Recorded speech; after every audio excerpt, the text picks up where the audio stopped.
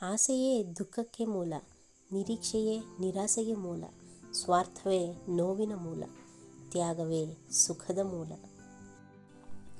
ನೀವು ಪಾಲಿಸದ ಉಪದೇಶ ಖಂಡಿತ ಮಾಡಬೇಡಿ, ಅದು ಒಂದು ಪೈಸಕ್ಕೂ ಬೆಲೆ ಇಲ್ಲದ್ದು. ಉಪದೇಶ ಮಾಡೋ ಪುಸ್ತಕ ಕೊಡಿ, ಓದಿಕೊಳ್ತಾರೆ. ಅದಕ್ಕೆ ನೀವೇ ಬೇಕಿಲ್ಲ.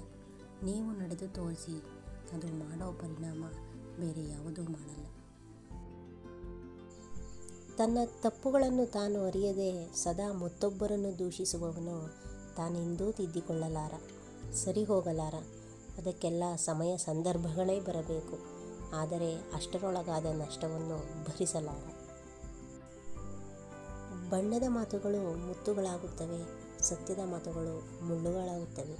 ಇದೇ ಈಗಿನ ಜನರ ಮನಸ್ಸಿನ ನಿಜವಾದ ವಾಸ್ತವ.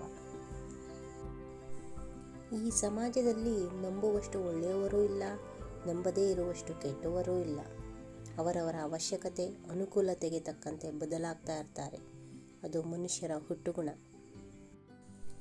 ಗಳಿಸಿದ ಧನ ಚಿರವಲ್ಲ, ಪಡೆದ ಅಧಿಕಾರ ಸ್ಥಿರವಲ್ಲ, ಏರಿದ ಅಂತಸ್ತು ಶಾಶ್ವತವಲ್ಲ, ಸಂತಸ ಸಂಭ್ರಮಗಳು ಸಕಲವೂ ನಶ್ವರ, ಮಾಡಿದ ಸತ್ಕಾರ್ಯ ಮೆರೆದ ಔದಾರ್ಯ, ಆನಂದಿಸಿ ಅನುಭವಿಸಿದ ನೆನಪುಗಳು ಮಾಧುರ್ಯ, ಎಂದಿಗೂ ಅಜರಾಮರ. ನಮ್ಮವರು ಅಂತ ಅಂದುಕೊಂಡವರೆಲ್ಲ ನಮ್ಮ ಜೊತೆ ಯಾವಾಗಲೂ ಒಂದೇ ಥರ ಇರುತ್ತಾರೆ ಅಂತ ಅಂದುಕೊಳ್ಳುವುದು ನಮ್ಮ ತಪ್ಪು. ಈ ಪ್ರಪಂಚದಲ್ಲಿ ಎಲ್ಲದಕ್ಕಿಂತ ವೇಗವಾಗಿ ಬದಲಾಗುವುದು ಮನುಷ್ಯನ ಮನಸ್ಸು, ಆಲೋಚನೆ ಮಾತ್ರ.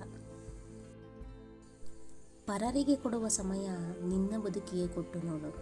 ಜೀವನದಲ್ಲಿ ಗೆಲುವು ನಿನ್ನದೇ.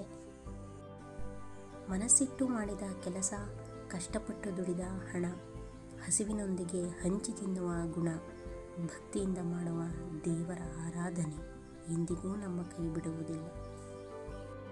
ನಾವು ತಿಳಿದಿದ್ದನ್ನು ಮತ್ತೊಬ್ಬರಿಗೆ ಹಂಚಿದರೆ ಅದೇ ಪುಣ್ಯದ ಕೆಲಸ.